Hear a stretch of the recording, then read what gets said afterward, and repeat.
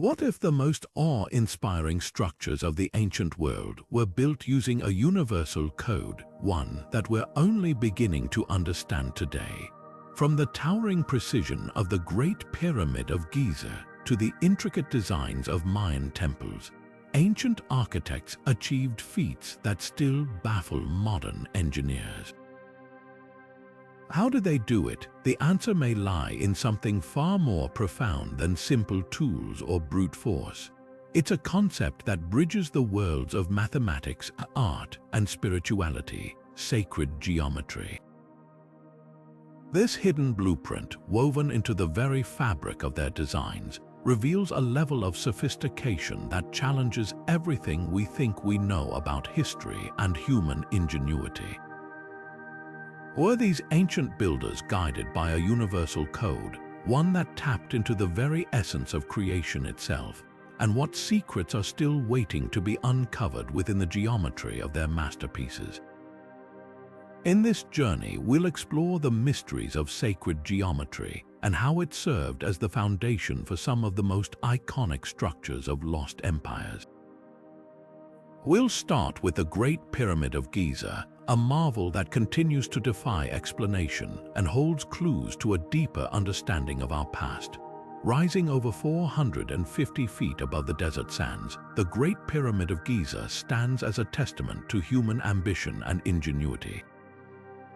Its base spans over 13 acres, and its sides align almost perfectly with the cardinal directions north, south, east, and west, with an accuracy that modern technology would struggle to replicate. But what makes this ancient structure truly extraordinary isn't just its sheer size or alignment. It's the hidden mathematics embedded within its design. The pyramid's proportions reveal a deep understanding of mathematical constants like pi and the golden ratio, numbers that appear throughout nature and have fascinated scientists and philosophers for centuries. These precise measurements suggest that the builders of the pyramid didn't just construct a monument, they encoded a universal language into its very framework.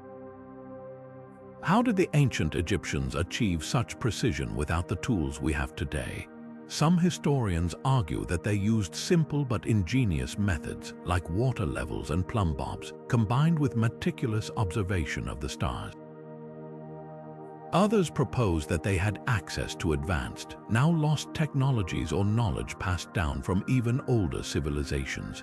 The debate continues with researchers like Dr. Mark Lehner, a leading Egyptologist, suggesting that the pyramid's alignment and proportions reflect an intimate connection to the cosmos. The Great Pyramid is more than a tomb, he explains. It's a mirror of the sky, a representation of the heavens on earth. But the mystery deepens when we consider the pyramid's purpose. Was it solely a tomb for Pharaoh Khufu, as traditional Egyptology suggests?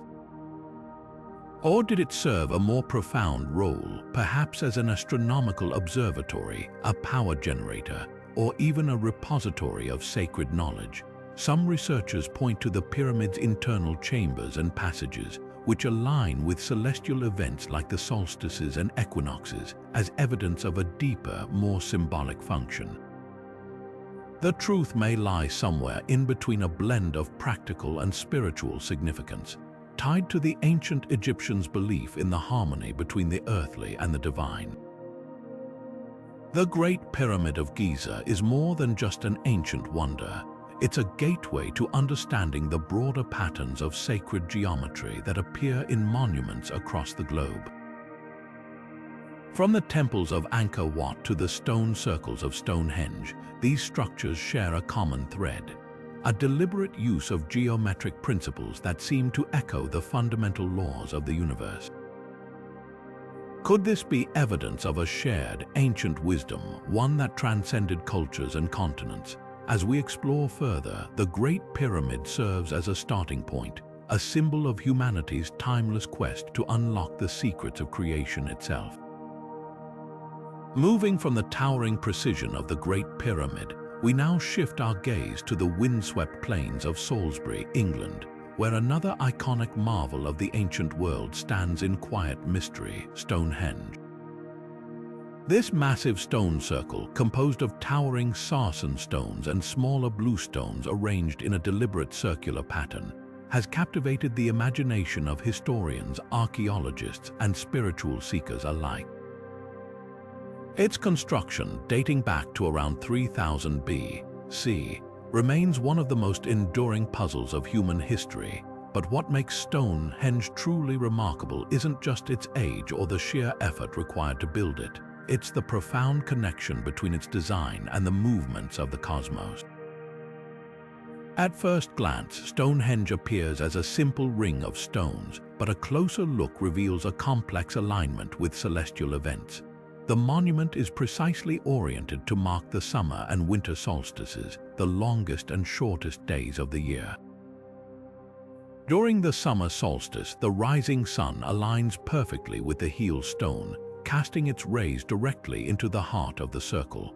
This alignment isn't a coincidence, it's a testament to the builders' deep understanding of astronomy and their desire to harmonize their creation with the rhythms of the universe. The circular arrangement of Stonehenge holds more than just astronomical significance. It also reflects the sacred geometry that permeated ancient cultures. Circles, in many traditions, symbolize unity, eternity, and the infinite nature of the cosmos. The stones themselves form precise geometric patterns, with the outer ring creating a perfect circumference and the inner horseshoe arrangement echoing the shape of a crescent moon. Some researchers, like Professor Timothy Darvill of Bournemouth University, suggest that Stonehenge's geometry may have been used as a celestial calendar, tracking not only the solstices but also lunar cycles and other astronomical phenomena.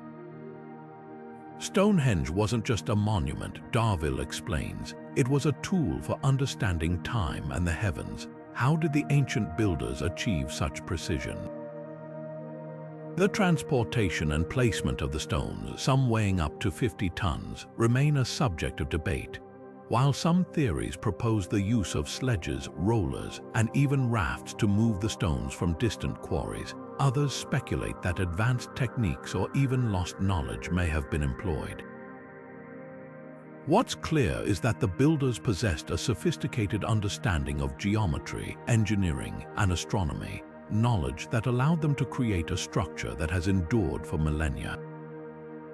But Stonehenge's purpose extends beyond the practical. For many ancient cultures, circles held deep spiritual significance, representing the cyclical nature of life, death, and rebirth. The circular design of Stonehenge may have served as a sacred space for rituals, ceremonies, and communal gatherings, connecting the earthly realm with the divine. Archaeologist Jacquetta Hawkes once described Stonehenge as a temple where the earth and sky meet, a place where the boundaries between the physical and spiritual worlds blurred. As we examine Stonehenge alongside the Great Pyramid, a fascinating pattern begins to emerge. Both structures, though separated by vast distances and cultures, share a common thread: the use of sacred geometry to encode profound truths about the universe. This suggests that ancient civilizations may have shared a universal language, one that transcended time and geography. Could it be that these monuments are not merely relics of the past but keys to understanding a deeper, interconnected wisdom? As we continue our exploration, the next chapter will take us to the heart of the ancient Americas, where the Maya built their own geometric wonders, further illuminating this shared legacy of knowledge. High in the dense jungles of Central America, the Mayan civilization left behind a legacy of architectural brilliance that continues to astound us today. Among their most iconic creations are the towering stepped pyramids, like the famous El Castillo at Chichen Itza. This majestic structure, with its 91 steps on each of its 4 sides, adding up to 364, plus the platform at the top to make 365, serves as a stunning representation of the Mayan calendar, a testament to their profound understanding of time and the cosmos. But the genius of the Mayans goes far beyond mere numbers. Their temples were designed with an intricate blend of geometry and astronomy, creating spaces that were both sacred and scientific. At the heart of Mayan architecture lies a deep reverence for the heavens. The alignment of their temples with celestial events is nothing short of extraordinary. During the spring and autumn equinoxes, the play of light and shadow on El Castillo creates the illusion of a serpent slithering down the pyramid's northern staircase, a phenomenon believed to represent Kukulkan, the feathered serpent deity. This architectural marvel wasn't just a visual spectacle. It was a carefully calculated demonstration of the Mayans' ability to merge art, science, and spirituality. The Mayans saw the cosmos as a living, interconnected system, explains Dr. Anthony Aveni, a leading scholar of Mesoamerican astronomy. Their temples were more than buildings, they were instruments for observing and honoring the rhythms of the universe. The Mayans' mastery of sacred geometry extended to their calendars, which were among the most accurate in the ancient world. Their long count calendar, for instance, tracked cycles of time spanning thousands of years, while their Hob calendar, with its 365 days, aligned closely with the solar year. This mathematical precision wasn't just used for practical purposes like agriculture. It also held deep spiritual significance, reflecting their belief in the cyclical nature of existence. The Mayans saw time not as a linear progression but as a series of repeating patterns, mirroring the cycles of the stars, planets, and seasons. Their temples, with their precise measurements and alignments, became physical expressions of this cosmic philosophy. But how did the Mayans achieve such accuracy without modern tools? Some researchers suggest that their knowledge was passed down through generations, refined over centuries of observation and experimentation. Others propose that they may have inherited fragments of an even older wisdom, one that connected them to a broader network of ancient civilizations. What's undeniable is that their achievements reveal a level of sophistication that challenges our assumptions about the capabilities of ancient peoples. The Mayans didn't just build temples, they created sacred spaces that bridged the earthly and the divine, serving as portals to a deeper understanding of the universe. As we reflect on the Mayan temples, a striking parallel emerges. Like the Great Pyramid of Giza and Stonehenge, these structures embody a universal language of geometry and astronomy, one that transcends cultural and geographical boundaries. The Mayans, like their counterparts in Egypt and England, sought to harmonize their creations with the cosmos, using sacred geometry as a tool to explore the mysteries of existence. This shared legacy raises profound questions. Was there a common source of knowledge that influenced these ancient cultures, or did they independently arrive at similar conclusions, guided by the same universal principles? The Mayan temples remind us that the pursuit of knowledge is a timeless endeavor, one that unites humanity across the ages. Their legacy invites us to look beyond the surface of these ancient wonders and explore the deeper truths they encode, truths that continue to resonate with us today. As we move forward in our journey, we'll turn our attention to another civilization that harnessed the power of sacred geometry, the builders of Angkor Wat, whose sprawling temple complex stands as a testament to the enduring connection between art, science, and spirituality. Nestled within the intricate designs of ancient architecture and the breathtaking patterns of nature lies a mathematical constant that has fascinated thinkers for millennia: the golden ratio. Known as approximately 1.618, this unique proportion appears in everything from the spirals of galaxies to the arrangement of petals in a sunflower. Its presence in the natural world is so pervasive that it's often referred to as nature's universal code. But what makes this ratio so special, and why did ancient architects incorporate it into their most sacred structures? The golden ratio is defined by its perfect balance, a harmony where the ratio of the whole to the larger part is the same as the ratio of the larger part to the smaller. This creates a sense of aesthetic perfection that has captivated artists, mathematicians, and architects for centuries. In the ancient world, this ratio wasn't just a mathematical curiosity. It was seen as a divine principle, a symbol of the universe's inherent order. Structures like the Parthenon in Greece and the Great Pyramid of Giza are often cited as prime examples of the golden ratio in action. The Parthenon's facade, with its precisely calculated proportions, reflects this ratio in its columns and pediments, creating a visual harmony that has stood the test of time. Similarly, the Great Pyramid's base-to-height ratio aligns closely with the golden ratio, suggesting that its builders understood and valued this mathematical principle. But why would ancient cultures place such importance on this ratio? The answer lies in its connection to balance and beauty. The golden ratio creates a sense of proportion that feels inherently pleasing to the human eye, whether in a seashell or a temple. For ancient architects, incorporating this ratio wasn't just about aesthetics, it was about aligning their creations with the natural world, tapping into a universal language of harmony and order. The golden ratio wasn't just a tool, it was a bridge between the earthly and the divine, a way to mirror the perfection of the cosmos in human design. This principle isn't confined to human creations. In nature, the golden ratio appears in the logarithmic spiral of a nautilus shell, the branching patterns of trees, and even the proportions of the human body. These natural examples suggest that the golden ratio is more than just a mathematical concept, it's a fundamental pattern woven into the fabric of existence. The spiral of a nautilus shell, for instance, grows in perfect accordance with the golden ratio, allowing the creature to expand its home while maintaining optimal structural integrity. This same principle can be seen in the growth patterns of plants, where leaves and petals arrange themselves in a way that maximizes exposure to sunlight and air.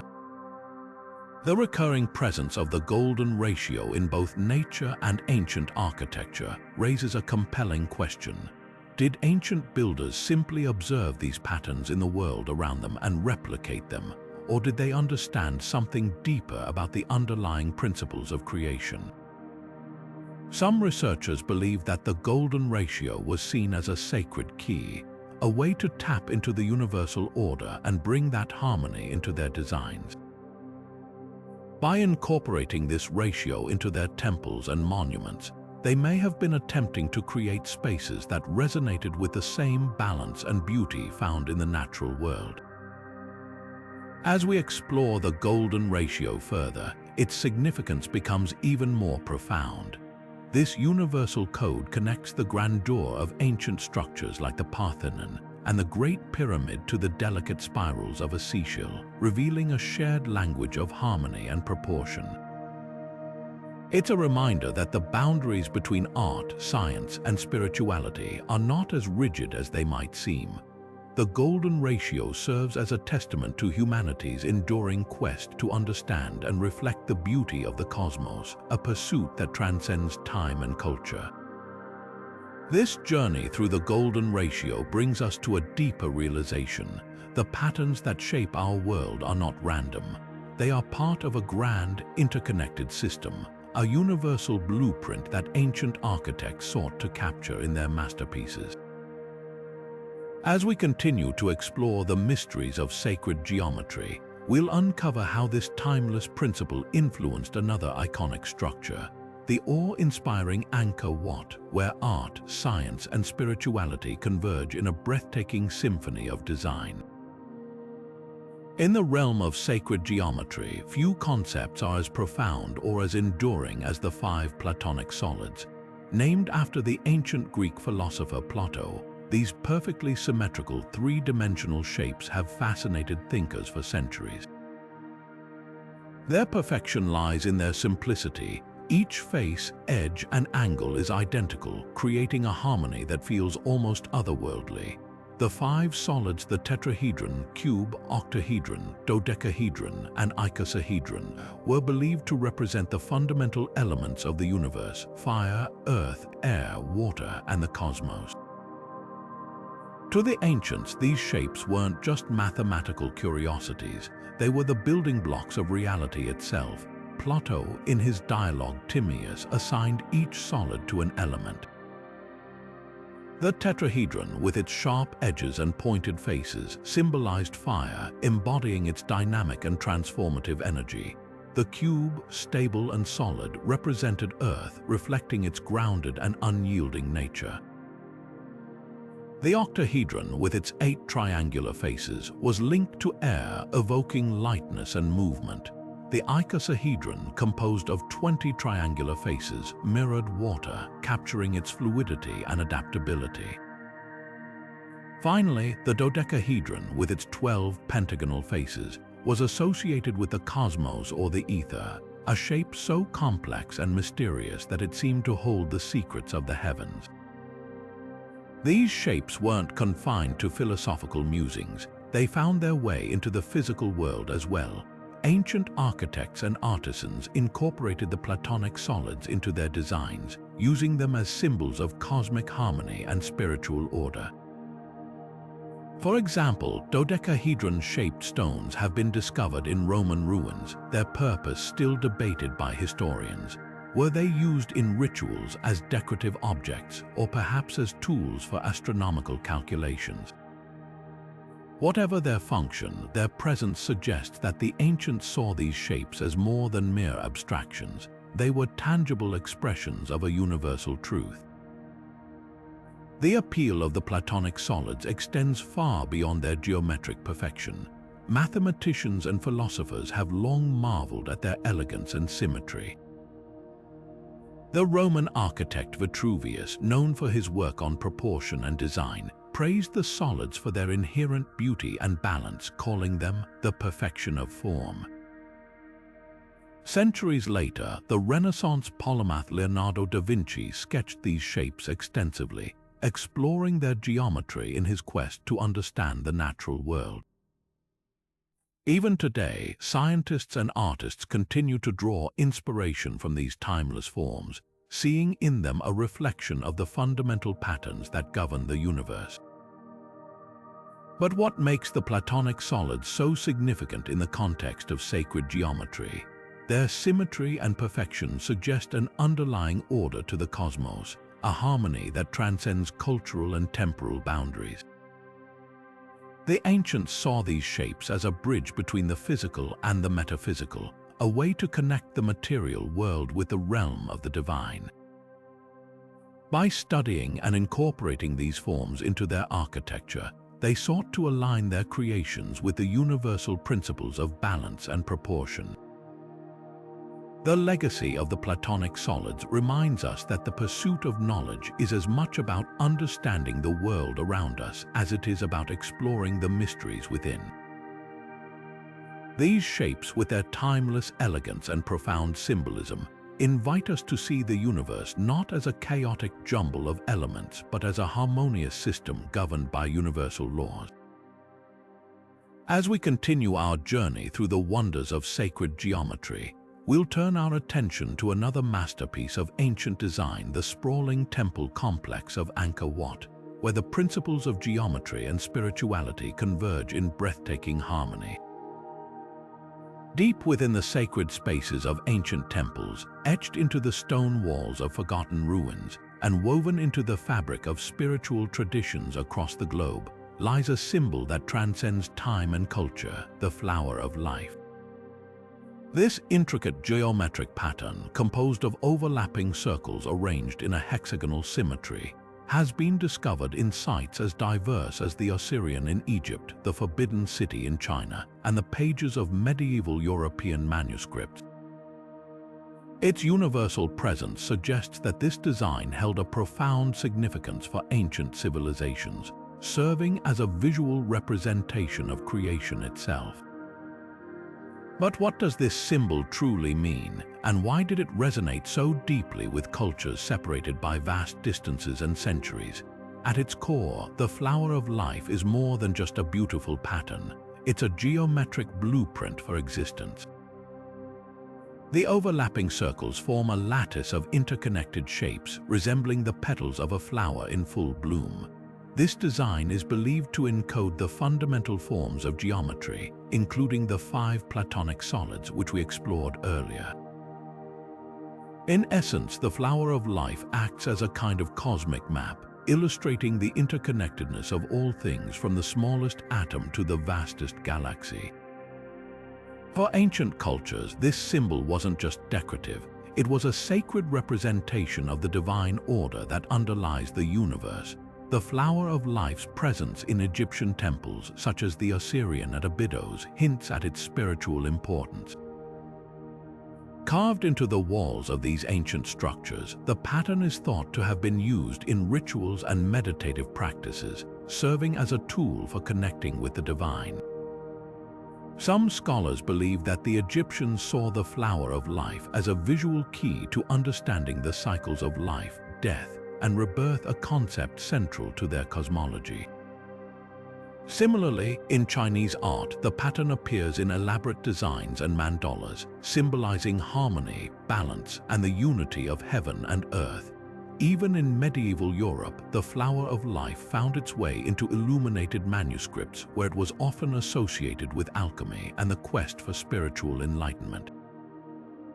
Spiritual leaders and scholars throughout history have offered their interpretations of this enigmatic symbol. Leonardo da Vinci, who studied its geometry extensively, saw it as a representation of the interconnectedness of all living things. Modern spiritual teachers such as Drunvalo Melchizedek describe the flower of life as a template of creation, a sacred geometry that holds the secrets of the universe.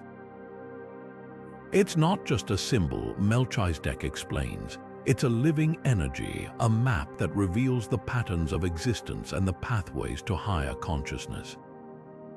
The flower of life's influence on ancient architects is another fascinating aspect of its legacy. Its geometric precision and symbolic depth may have inspired the design of sacred spaces, from the layout of temples to the alignment of stone circles. By incorporating this pattern into their structures, ancient builders may have sought to create spaces that resonated with the divine order, harmonizing their creations with the rhythms of the cosmos. The flower of life, with its intricate web of circles, serves as a reminder that the universe is not a random collection of elements but a finely tuned system of interconnected energies. As we reflect on the flower of life, a profound question arises. Could this ancient symbol hold the key to unlocking a deeper understanding of the universe? Its presence across cultures and millennia suggests that it represents a universal truth, one that transcends language, religion, and geography. The flower of life invites us to see the world not as a collection of separate entities but as a unified whole, where every part is connected to the greater design. This perspective resonates with modern scientific discoveries, such as the interconnectedness of ecosystems and the fractal patterns found in nature, reminding us that the wisdom of the ancients may still hold relevance today. The journey through the flower of life brings us to a deeper appreciation of the interconnectedness that defines our existence. It challenges us to look beyond the surface of ancient symbols and explore the profound truths they encode, truths that continue to inspire and illuminate. As we move forward, we'll delve into another masterpiece of sacred geometry, the awe-inspiring temple complex of Angkor Wat, where the principles of divine proportion and cosmic harmony converge in breathtaking splendor. In the world of sacred geometry, few shapes hold as much symbolic power as the Vesica Piscis. At its simplest, this elegant form is created when two circles of the same size overlap, their centers intersecting to form an almond-shaped space in the middle. But to the ancient architects and spiritual seekers who revered it, the Vesica Piscis was far more than a geometric curiosity. It was a sacred portal, a bridge between worlds, and a symbol of creation itself. The name Vesica Piscis translates to bladder of the fish in Latin, a reference to its fish-like shape, yet its significance goes far beyond its appearance. In sacred geometry, this almond-shaped space is often referred to as the womb of creation, representing the intersection of the spiritual and physical realms. It's seen as a visual metaphor for the birth of form from the formless, the moment when the infinite becomes finite. Some scholars, like John Mitchell, author of The Dimensions of Paradise, suggest that the Vesica Piscis was considered a divine proportion, a key to unlocking the mysteries of the universe. It's a shape that encodes the relationship between the finite and the infinite, Mitchell explains. It's a doorway to understanding the deeper order of existence. This profound symbolism made the Vesica Piscis a cornerstone of sacred architecture. In Gothic cathedrals such as Chartres and Notre Dame, the shape appears repeatedly in the pointed arches of doorways, the intricate tracery of stained glass windows, and even the layout of the buildings themselves. These soaring structures were designed not just as places of worship but as physical representations of the divine. The use of the Vesica Piscis in their design was intentional, creating spaces that evoked a sense of transcendence and connection to the sacred. The Gothic architects saw themselves as builders of heaven on earth, says art historian Nigel Pennick. The Vesica Piscis was their way of bringing the cosmic into the tangible. The influence of the Vesica Piscis extends far beyond Europe. In Hindu temples, the shape is often found in mandalas and yantras, intricate geometric diagrams used for meditation and spiritual practice. The mandala's central point, where the circles intersect, is seen as a representation of the divine source, the meeting place of heaven and earth. Similarly, in ancient Buddhist art, the Vesica Piscis appears in depictions of the Buddha's halo, symbolizing enlightenment and the union of opposites. These cross-cultural parallels suggest that the Vesica Piscis was more than a regional symbol. It was a universal key, recognized and revered across civilizations. But what made this shape so universally significant? Perhaps it's the way it embodies duality and unity simultaneously. The two circles represent the duality of existence, light and dark, male and female, spirit and matter, while the overlapping space symbolizes their union, the point where opposites meet and creation begins. This concept resonates deeply with the human experience, offering a visual representation of the balance and harmony we seek in our lives. The Vesica Piscis also played a practical role in ancient design. Its proportions, derived from the intersection of the circles, were used to create harmonious structures that felt both balanced and alive. Architects used it to determine the ideal dimensions for doorways, windows, and altars, ensuring that every element of a sacred space resonated with the principles of sacred geometry. This attention to detail wasn't just about aesthetics, it was about creating environments that elevated the spirit and connected the worshipper to the divine. As we explore the Vesica Piscis, its enduring significance becomes clear. This simple yet profound shape served as a gateway to sacred geometry, a tool for understanding the deeper patterns of the universe. It reminds us that the ancients saw geometry not just as a practical science but as a spiritual language, a way to encode the mysteries of creation into their most sacred spaces.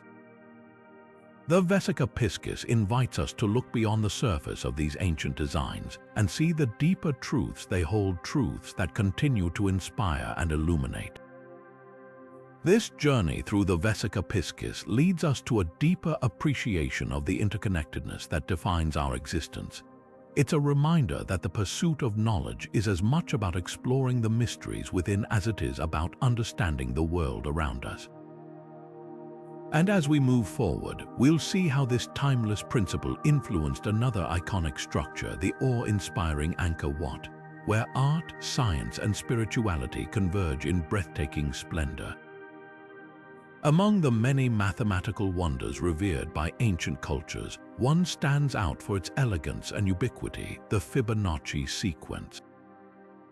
Named after the 13th century Italian mathematician Leonardo Fibonacci, this series of numbers begins with 0 and 1, with each subsequent number being the sum of the two preceding ones: 0, 1, 1, 2, 3, 5, 8, and so on, spiraling infinitely outward.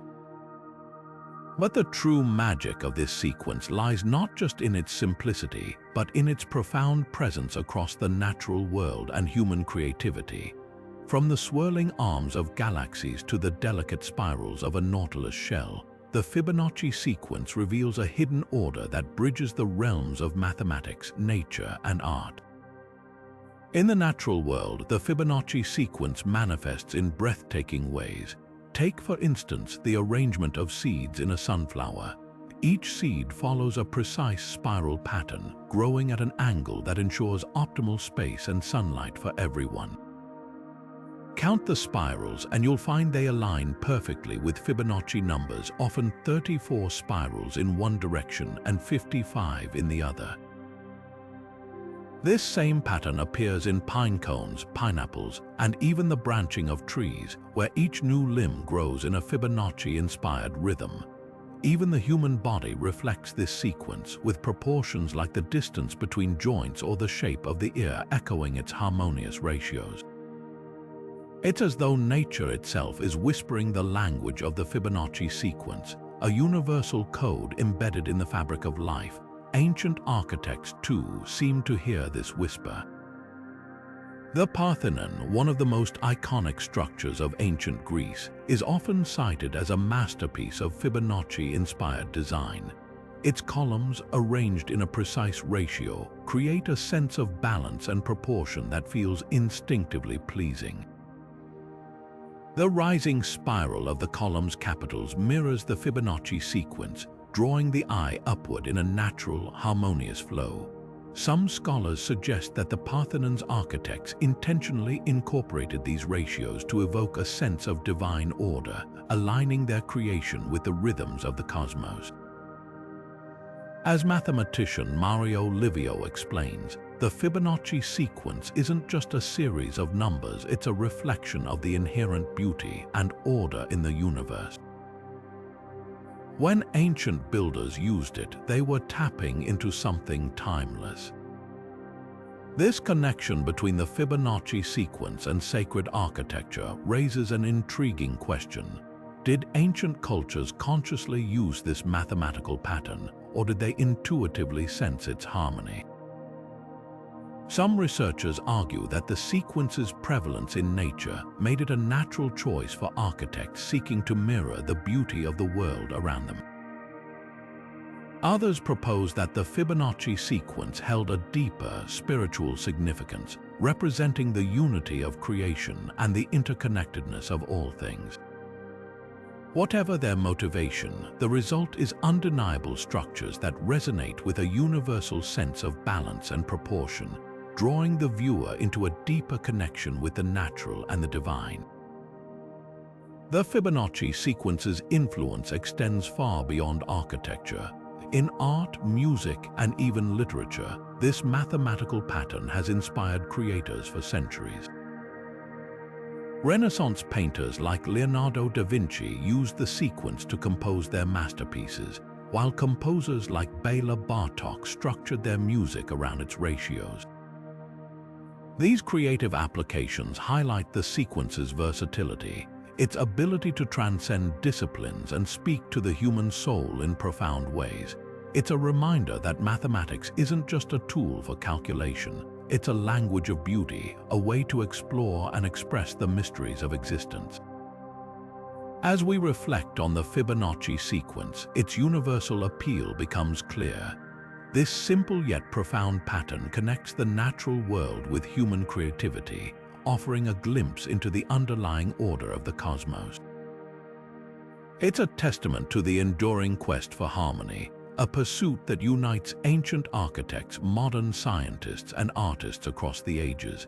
And as we continue our exploration of sacred geometry, we'll see how this timeless principle influenced another iconic structure, the awe-inspiring Angkor Wat, where the Fibonacci sequence and other geometric wonders converge in breathtaking harmony. The mandala, a radiant geometric design that has captivated spiritual seekers and artists for centuries, is far more than a beautiful pattern. Rooted in Hindu and Buddhist traditions, this intricate symbol serves as a profound representation of the universe and a tool for inner transformation. At its core, the mandala is a circle divided into symmetrical sections, often adorned with intricate patterns and sacred symbols. Each element within the design holds deep meaning, reflecting the interconnectedness of all things and the cyclical nature of existence. For ancient practitioners, the mandala wasn't just a work of art. It was a map of the cosmos, a visual guide to understanding the divine order. In Hindu and Buddhist traditions, the mandala is a sacred space used for meditation and spiritual practice.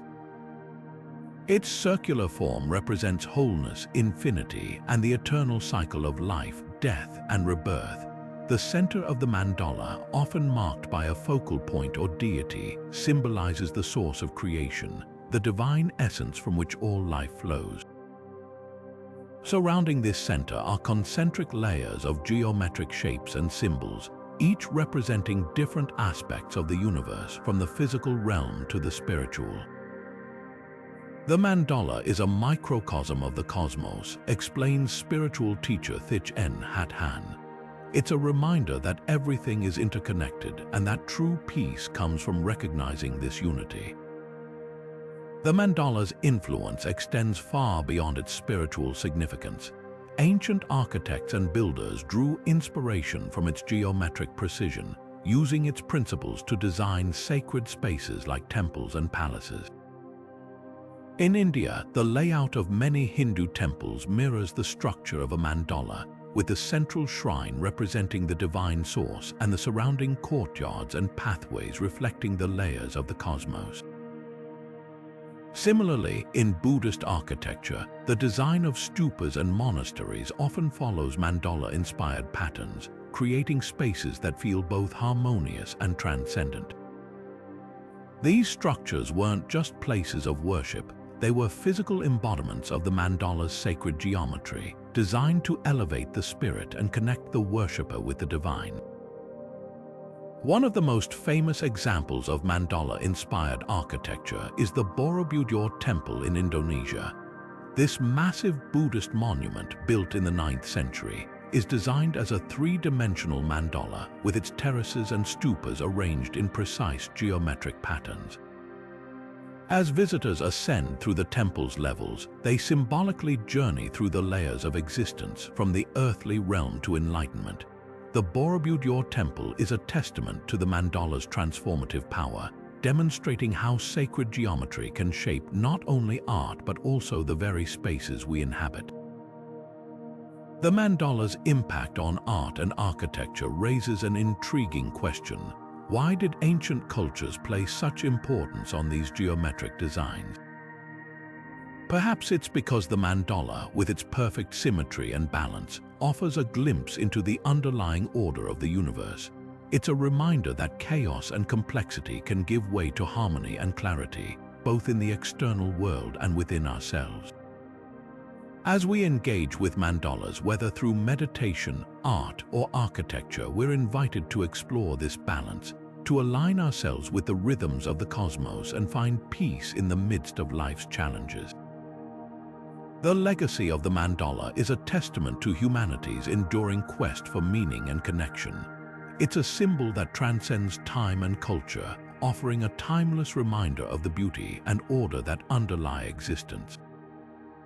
And as we continue our exploration of sacred geometry, we'll see how this ancient principle influenced another iconic structure, the awe-inspiring Angkor Wat, where the mandala's geometric harmony converges with the grandeur of human creativity in breathtaking splendor. Nestled in the highlands of central Mexico, the ancient city of Teotihuacan stands as a testament to the ingenuity and spiritual depth of its builders. Known as the place where the gods were created, This sprawling metropolis is home to some of the most geometrically precise structures in the ancient world. At its heart lie the Pyramid of the Sun and the Pyramid of the Moon, two monumental edifices that rise from the earth with a symmetry so perfect it seems almost otherworldly. But what makes these pyramids truly remarkable isn't just their size or grandeur, it's their alignment with the stars, a feature that reveals the profound connection between Teotihuacan's architects and the cosmos. The layout of Teotihuacan is a masterpiece of sacred geometry. The city's main avenue, known as the Avenue of the Dead, stretches for over 2 miles, connecting the Pyramid of the Moon to the Ciudadela, a massive ceremonial complex.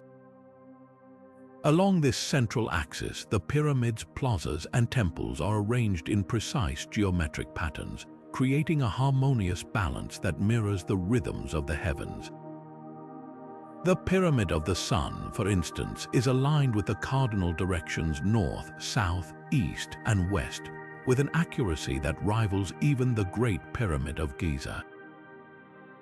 This alignment isn't coincidental. It reflects the builders' deep understanding of astronomy and their desire to align their city with the movements of the stars. But the celestial connections don't end there. The Pyramid of the Moon, positioned at the northern end of the Avenue of the Dead, is precisely aligned with the Pleiades, a star cluster that held immense significance for ancient Mesoamerican cultures. During certain times of the year, the Pleiades rise directly above the pyramid, creating a stunning visual alignment that suggests the city's architects were not only skilled engineers but also keen astronomers. Teotihuacan was more than a city, explains archaeologist Saburo Sugiyama. It was a living map of the cosmos, a place where the earthly and the celestial converged.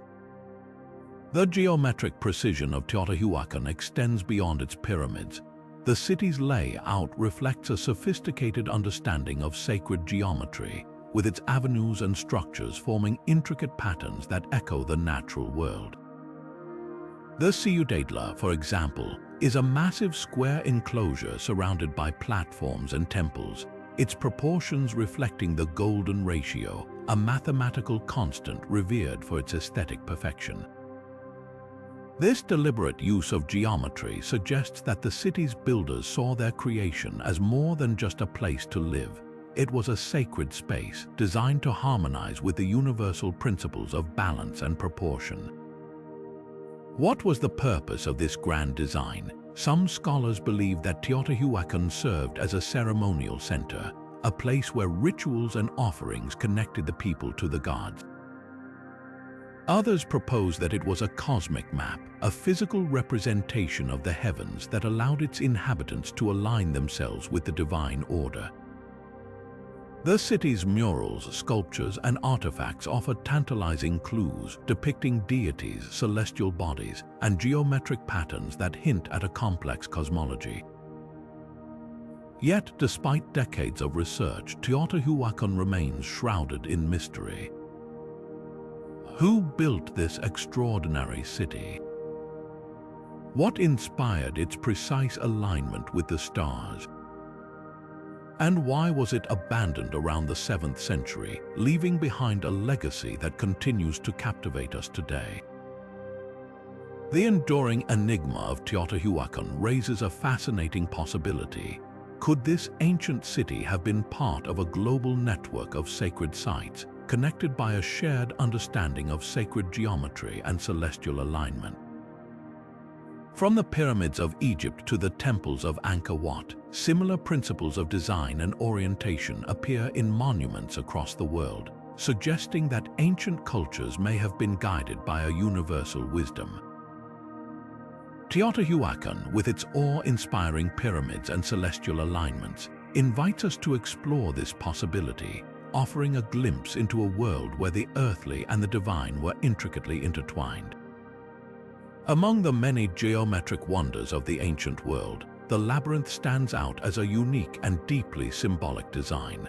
Unlike a maze, which is meant to confuse and challenge, a labyrinth is a single, winding path leading to a central point and back out again.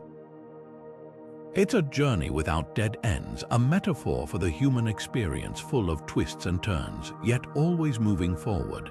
For ancient cultures, the labyrinth was more than just a pattern. It was a sacred tool for spiritual exploration, a pathway to self-discovery and enlightenment. The origins of the labyrinth can be traced back to ancient Crete, where the myth of the Minotaur and its labyrinthine prison has captivated imaginations for millennia. The Cretan labyrinth, with its intricate circular design, was said to house the half-man, half-bull creature at its center. But beyond the myth, the labyrinth held a deeper significance. It symbolized the journey of the soul navigating the complexities of life to reach a place of inner clarity and transformation. Walking the labyrinth was seen as a way to confront one's fears and emerge renewed, much like the hero Theseus who ventured into the labyrinth to slay the Minotaur and find his way back to the light. This ancient symbol found new life in medieval Europe, where labyrinths were incorporated into the floors of cathedrals like Chartres in France. These intricate designs, often spanning the entire width of the nave, were used as spiritual tools for pilgrims who couldn't undertake the long journey to holy sites. Instead, they walked the labyrinth, tracing its path with their feet as a form of meditation and prayer. The act of walking became a metaphor for the soul's journey to God, a physical expression of an inner quest for meaning and connection. As spiritual teacher Lauren Artris explains, the labyrinth is a walking meditation, a way to quiet the mind and open the heart. It's not about getting lost, it's about finding yourself. The labyrinth's meditative qualities have resonated across cultures and centuries. In ancient India, similar designs known as columns were drawn at the entrances of homes as a form of blessing and protection. These intricate patterns, made from rice flour, were walked upon as a way to align oneself with the divine and invite positive energy. Similarly, Native American traditions feature labyrinth-like designs in sand paintings and medicine wheels used for healing and spiritual ceremonies. These cross-cultural parallels suggest that the labyrinth holds a universal appeal, offering a timeless way to connect with the sacred. What makes the labyrinth so powerful as a tool for transformation? Its design embodies the principles of sacred geometry, creating a space that feels both structured and fluid.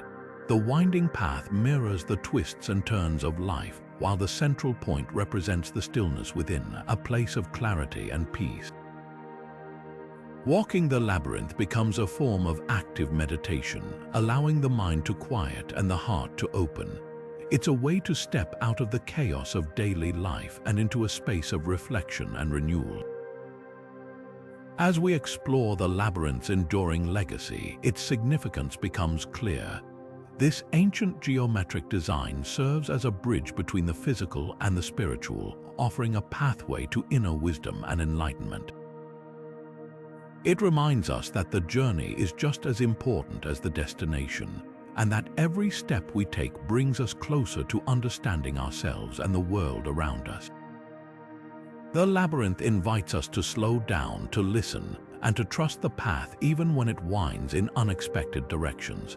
This journey through the labyrinth leads us to a deeper appreciation of the ways ancient cultures used geometry to explore the mysteries of existence. It's a testament to humanity's enduring quest for meaning and connection, a quest that continues to inspire and transform us today. And as we move forward, we'll see how these timeless principles influenced another iconic structure, the awe-inspiring Angkor Wat, where the labyrinth's meditative harmony converges with the grandeur of human creativity in breathtaking splendor. The stars have always been more than just points of light in the night sky. They were a map, a guide, and a source of profound wisdom for ancient civilizations. Among the most enduring celestial systems is the Zodiac, a geometric framework that divides the heavens into 12 distinct constellations, each representing a unique archetype and cycle of time. For the ancients, the zodiac was more than a tool for tracking the movements of the sun, moon, and planets. It was a sacred language, a way to understand the rhythms of life and the interconnectedness of all things. But how did this celestial geometry shape the way ancient cultures saw the world, and how did it influence the structures they built? The zodiac's 12 signs, Aries, Taurus, Gemini, and the rest, are more than just symbols. They are expressions of geometric harmony. Each sign is associated with specific angles and divisions of the sky, creating a pattern that mirrors the cycles of nature and human experience. Ancient astrologers saw these signs as a reflection of the divine order, a cosmic blueprint that connected the microcosm of human life to the macrocosm of the universe. As astrologer Stephen Forrest notes, the zodiac is a map of the soul's journey, a geometric representation of the cycles of growth, challenge, and transformation that define our lives. This celestial geometry didn't just exist in the stars, it was woven into the very fabric of ancient architecture. Temples and sacred sites across the world were often aligned with specific zodiacal constellations, creating a physical connection between the heavens and the earth. In ancient Egypt, for example, the Temple of Dendera features a stunning ceiling adorned with zodiacal symbols, their positions reflecting the alignment of the stars at the time of its construction.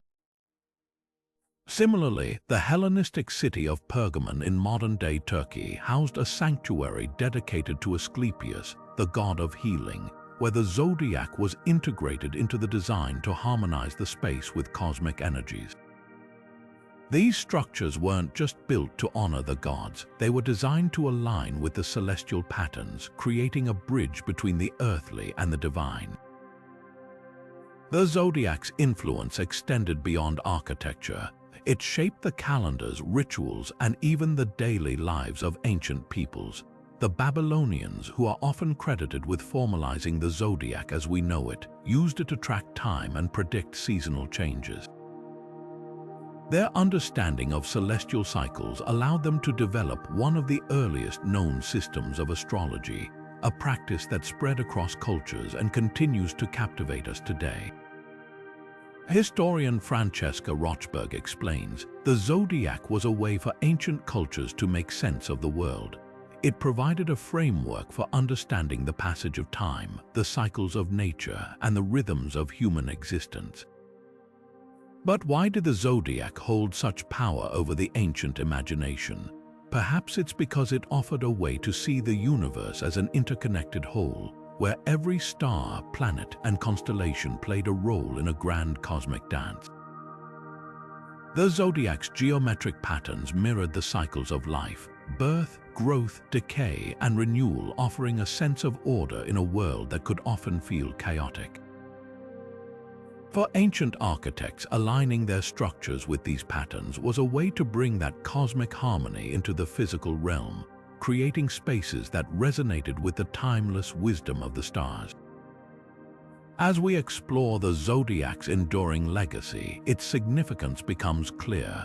This celestial geometry wasn't just a tool for understanding the heavens, it was a way to connect with the deeper mysteries of existence. It reminds us that the ancients saw the universe not as a collection of random events, but as a finely tuned system of interconnected cycles, a cosmic symphony in which every note mattered. And as we continue our journey through the wonders of sacred geometry, we'll see how this timeless system influenced another iconic structure, the awe-inspiring Angkor Wat, where the zodiac's celestial harmony converges with the grandeur of human creativity in breathtaking splendor. Sound is more than just vibrations in the air, it's a force that shapes the world around us. From the hum of a tuning fork to the roar of the ocean, sound waves carry energy, rhythm, and meaning. But what if sound also played a crucial role in the design of ancient sacred spaces? What if the architects of the past understood something profound about the relationship between sound and geometry, using it to create spaces that resonated not just with the ear but with the soul? This is the concept of harmonic resonance, a phenomenon where sound waves interact with physical structures to produce vibrations that amplify or harmonize with their surroundings. For ancient builders, this principle wasn't just a scientific curiosity. It was a tool for creating spaces that felt alive with spiritual energy. One of the most striking examples of this can be found in the Great Pyramid of Giza. While much of its mystery lies in its alignment and proportions, some researchers believe its acoustic properties may hold another layer of significance. The pyramid's inner chambers, with their smooth limestone walls and precise angles, are thought to have been designed to amplify and resonate sound. Experiments have shown that certain frequencies create a phenomenon known as standing waves, where sound bounces back and forth, creating a sustained, almost otherworldly hum. Could the pyramid's architects have intentionally designed these chambers to enhance rituals or meditative practices, using sound as a bridge between the physical and the spiritual? Dr. John Stuart Reid, an acoustic physicist, suggests that the pyramid's design may have been influenced by an understanding of sound's transformative power. Sound is a form of energy that can alter consciousness, he explains. The ancients may have used it to create spaces that elevated the mind and spirit. Across the globe, another ancient wonder reveals a similar connection between geometry and sound: Stonehenge. This iconic stone circle, with its massive sarsen stones arranged in precise patterns, has long been a subject of fascination. But beyond its astronomical alignments, Stonehenge's acoustic properties have sparked new theories. Researchers have discovered that the stones themselves act as natural amplifiers, reflecting and channeling sound in ways that create a unique auditory experience. When struck, the stones produce deep, resonant tones, suggesting that sound may have played a role in the rituals performed at the site. Archaeologist Stephen Waller has proposed that the arrangement of the stones could have been influenced by the phenomenon of sound wave interference, where overlapping waves create patterns of quiet and loud areas. Stonehenge may have been designed to mimic the way sound behaves in nature, Waller says. It's as if the stones were placed to create a sacred soundscape, a space where the vibrations of the earth and sky could be felt and heard. The idea that ancient architects used sound to enhance the spiritual qualities of their structures isn't limited to these iconic sites. In India, the design of Hindu temples often incorporates principles of acoustic resonance. The towering gopurams, or gateways, and the inner sanctums of these temples are built to amplify chanting and the ringing of bells, creating an immersive auditory experience that elevates the worshipper's state of mind. Similarly, in medieval Europe, Gothic cathedrals were designed with high vaulted ceilings and long, narrow naves that enhanced the reverberation of choral music and prayer, filling the space with a sense of divine presence. These architectural choices suggest a universal understanding of sound's ability to transform a space into something sacred. Modern musicians and physicists have also explored the power of sound in sacred spaces. Composer and sound healer Jonathan Goldman has spent decades studying how specific frequencies can affect the human body and mind. He describes how certain tones, like the 432 Hz frequency, are said to resonate with the natural rhythms of the universe, creating a sense of harmony and balance.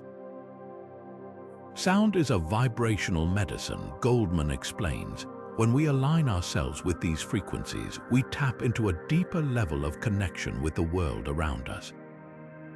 This idea echoes the beliefs of ancient cultures who saw sound not just as a physical phenomenon, but as a spiritual force capable of healing, transforming, and connecting. The connection between sacred geometry and sound reveals a fascinating truth. The ancients saw the world not as separate pieces, but as an interconnected whole. Geometry provided the structure, while sound infused it with life.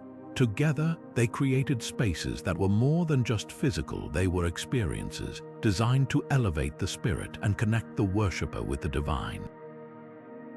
This interplay of form and vibration suggests that the architects of the past were not just builders, but artists and scientists, crafting spaces that resonated with the very essence of creation. As we delve deeper into the mysteries of ancient design, the relationship between geometry and sound becomes increasingly clear. These structures were not just monuments to human ingenuity, they were instruments finely tuned to the rhythms of the universe. They remind us that the pursuit of harmony is a timeless endeavor, one that continues to inspire and transform us today. And as we explore further, we'll see how this profound connection between geometry and sound influenced another iconic structure, the awe-inspiring Angkor Wat, where the vibrations of the cosmos converge with the grandeur of human creativity in breathtaking splendor. High above the sands of Egypt, deep within the jungles of Mesoamerica, and across the rolling plains of Europe, ancient architects left behind a legacy that continues to baffle modern minds. What if these distant cultures, separated by oceans and centuries, shared a common understanding of the universe, encoded in the very stones they built? The idea that ancient civilizations might have been united by a shared knowledge of sacred geometry is both fascinating and deeply mysterious. From the pyramids of Giza to the temples of Chichen Itza, similar geometric patterns and design principles appear again and again, as if tracing the lines of a universal blueprint.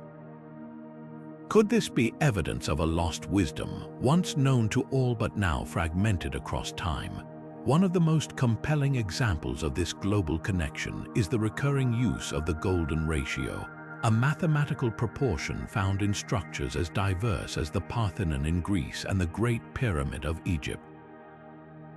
This ratio, approximately 1.618, appears not only in human-made monuments but also in the natural world, from the spiral of a seashell to the branching of a tree.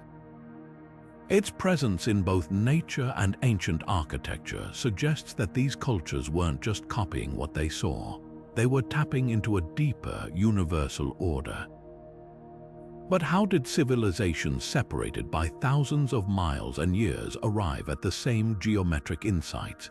Some researchers propose that they inherited fragments of a shared ancient knowledge, passed down through generations or even across continents. Others go further, suggesting that this knowledge may have come from an even more extraordinary source: extraterrestrial influence.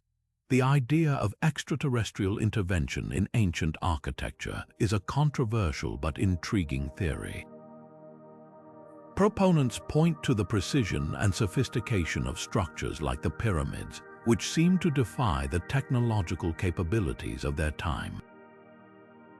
How could the ancient Egyptians, without modern tools or machinery, align the Great Pyramid so perfectly with the cardinal directions? How did the Mayans, with no advanced measuring instruments, create calendars that track celestial events with astonishing accuracy? For some, these feats are evidence of contact with advanced beings who shared their knowledge with humanity. While this theory remains speculative, it highlights the enduring mystery of how ancient cultures achieved such mastery over geometry and astronomy. Another possibility is that these civilizations independently discovered the same principles through observation and experimentation. The golden ratio, for instance, is not just a human invention. It's a natural phenomenon visible in the spiral of a galaxy or the arrangement of petals in a flower. Ancient architects, attuned to the rhythms of the natural world, may have simply mirrored these patterns in their designs. This would explain why similar geometric principles appear in cultures that had no known contact with one another. The Mayans, the Egyptians, the Greeks each may have arrived at the same conclusions by studying the same stars, the same landscapes, and the same cycles of nature. In this light, sacred geometry becomes less about shared knowledge and more about a shared connection to the universe itself. Yet, the similarities between these ancient structures go beyond just mathematical proportions. Take, for example, the use of pyramids. From the stepped pyramids of Mesoamerica to the smooth-sided pyramids of Egypt, this shape appears repeatedly in ancient architecture. Why did so many cultures choose this form? Some scholars believe the pyramid represents a connection between the earth and the heavens, with its base grounded in the physical world and its apex reaching toward the divine. Others suggest that the pyramid's shape harnesses energy, acting as a kind of spiritual or even technological device. Whatever the reason, the repeated use of this form across cultures hints at a shared understanding of its significance. These connections become even more striking when we consider the alignment of these structures with celestial events. The Great Pyramid of Giza, for instance, is aligned with the constellation Orion, while the Pyramid of the Sun in Teotihuacan is oriented to the Pleiades. Similarly, Stonehenge's stones mark the solstices, and the Mayan Temple of El Castillo creates a serpent-like shadow during the equinoxes. These alignments suggest that ancient architects saw their creations not just as physical structures, but as reflections of the cosmos, a way to bring the heavens down to earth. So, what does all this mean? The recurring patterns and principles in ancient architecture point to a profound truth, that these cultures, despite their differences, were united by a shared vision of the universe. Whether through lost knowledge, extraterrestrial influence, or independent discovery, they understood that geometry was more than just a tool for building. It was a language for expressing the fundamental laws of existence. The golden ratio, the pyramid, the alignment with the stars, these were not isolated inventions but pieces of a universal puzzle, a blueprint that transcends time and culture. As we continue to explore these ancient wonders, the question remains, what can we learn from this shared wisdom? The patterns of sacred geometry remind us that the universe is not a chaotic jumble of elements but a finely tuned system of interconnected cycles and principles. By studying these ancient structures, we may uncover not just the secrets of the past, but also insights into the nature of reality itself. And as we turn our gaze to the next chapter of this journey, we'll see how these timeless principles influenced another iconic site, the sprawling temple complex of Angkor Wat, where the threads of sacred geometry and cosmic harmony converge in breathtaking splendor. The night sky has always been humanity's first map, a vast, ever-changing canvas that guided ancient civilizations in ways we're only beginning to understand. For the architects of the ancient world, the stars weren't just distant lights. They were a sacred compass, a source of inspiration, and a blueprint for their most awe-inspiring creations. Sacred geometry, with its precise patterns and proportions, wasn't just about earthly design. It was a reflection of the cosmos itself. By aligning their structures with celestial events like solstices, equinoxes, and the movements of planets, ancient builders created monuments that bridged the gap between heaven and earth. Take the Mayan civilization, for instance. Their observatories, like the El Caracol at Chichen Itza, weren't just buildings, they were instruments for studying the heavens. With its narrow windows perfectly aligned to track the movements of Venus, this circular tower allowed Mayan astronomers to predict celestial events with remarkable accuracy. Venus, known as the morning star and the evening star, held immense significance for the Mayans, influencing their rituals, agriculture, and even warfare. The precision of their observations reveals a deep understanding of celestial cycles, which they encoded into their architecture. As archaeologist Anthony Aveni explains, the Mayans didn't just watch the stars, they lived by them. Their temples were calendars, their cities were maps of the sky, and their rituals were timed to the rhythms of the cosmos. Across the globe, the ancient Egyptians also looked to the stars for guidance. The Great Pyramid of Giza, one of the most precisely aligned structures in history, is oriented almost perfectly with the cardinal directions north, south, east, and west. But its connection to the heavens goes even deeper. The pyramid's air shafts are aligned with specific stars, including Sirius, the brightest star in the night sky, and Orion's belt, a constellation associated with Osiris, the god of rebirth. These alignments weren't accidental. They were deliberate, reflecting the Egyptians' belief in an eternal connection between the earthly and the divine. Historian Robert Bovell, known for his research on the pyramid's astronomical significance, notes, "The ancients saw the stars as a pathway to immortality."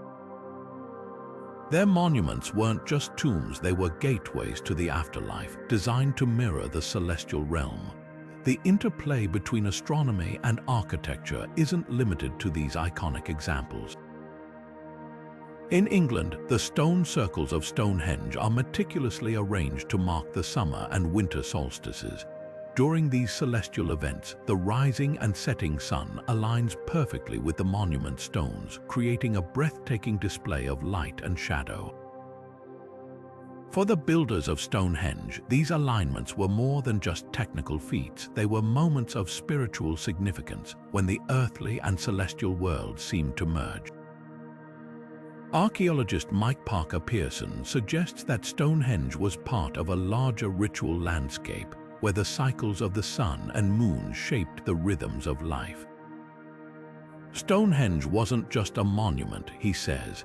It was a place where people came together to celebrate the turning of the seasons, to honor their ancestors, and to connect with the cosmos. What's striking about these examples is how they reveal a universal truth.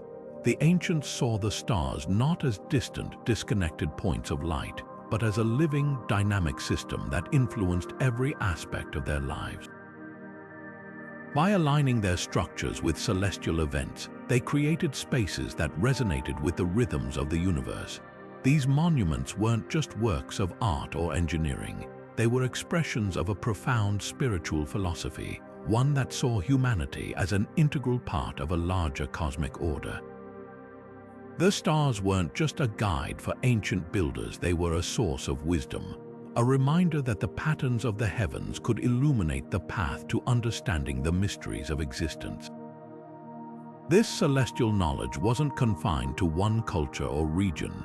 It was a shared legacy, a thread that connected civilizations across time and space. As we continue to explore these ancient wonders, we're reminded that the pursuit of harmony between earth and sky, between humanity and the cosmos, is a timeless endeavor, one that continues to inspire and transform us today. This journey through the stars leads us to a deeper understanding of how ancient architects used celestial knowledge to shape their world. Their monuments stand as testaments to a universal truth, that the heavens are not just above us but within us, guiding our quest for meaning and connection. And as we turn our gaze to the next chapter of this exploration, we'll see how this celestial wisdom influenced another iconic site, the sprawling temple complex of Angkor Wat, where the heavens and earth converge in breathtaking harmony. Leonardo da Vinci's Vitruvian Man is more than just a masterpiece of Renaissance art. It's a profound statement about the relationship between the human body and the cosmos. With his outstretched arms and perfectly proportioned frame, the figure stands at the intersection of art, science, and spirituality, embodying the ancient belief that the human form mirrors the geometric principles of the universe. This iconic drawing, created around 1490, was inspired by the writings of the Roman architect Vitruvius, who argued that the proportions of the human body should serve as the foundation for architecture. But Da Vinci took this idea even further, using the Vitruvian Man to illustrate the concept of the microcosm and macrocosm, the idea that the human body is a reflection of the larger universe and vice versa. At the heart of this concept is the idea that the same geometric patterns found in nature and the cosmos also exist within us. The Vitruvian Man is drawn within both a circle and a square, two shapes that represent the divine and the earthly. The circle, symbolizing the infinite and eternal, frames the figure's outstretched limbs, while the square, representing stability and order, aligns with his height and width. This dual framing suggests that the human body is a bridge between these two realms, embodying the harmony of sacred geometry. As Da Vinci himself wrote, man is the model of the world, a living expression of the universal principles that govern existence. Ancient architects took this idea to heart, using human proportions as a guide for designing sacred spaces. Vitruvius, in his treatise De Architectura, described how temples and buildings should be designed to reflect the symmetry and balance of the human form. For example, the height of a column might correspond to the length of a person's foot multiplied by a specific ratio, or the width of a doorway might align with the span of a person's arms. These proportions weren't arbitrary. They were based on the belief that structures built in harmony with the human body would resonate with the same divine order. The Parthenon in Greece, with its carefully calculated dimensions, is often cited as a prime example of this principle in action. Its columns, pediments, and friezes all adhere to ratios that echo the proportions of the human body, creating a sense of balance and beauty that feels instinctively pleasing. But the Vitruvian Man isn't just about physical proportions, it's also a symbol of the interconnectedness of all things. The concept of the microcosm and macrocosm suggests that the human body is a miniature version of the universe, with each part corresponding to a larger cosmic element. The head, for instance, might represent the heavens while the feet symbolize the earth. This idea wasn't unique to Da Vinci or Vitruvius. It appears in cultures around the world, from the Hindu concept of the Purusha, a cosmic being whose body forms the universe, to the Hermetic maxim, as above, so below, which expresses the unity of the celestial and the terrestrial. Modern architects and artists continue to draw inspiration from this timeless concept. Renowned architect Le Corbusier, for example, developed the modular, a system of proportions based on the human body, to create buildings that felt harmonious and human-centered. Similarly, contemporary artists like Olafur Eliasson have explored the relationship between the body and space, using light, geometry, and scale to create immersive experiences that evoke the unity of the microcosm and macrocosm.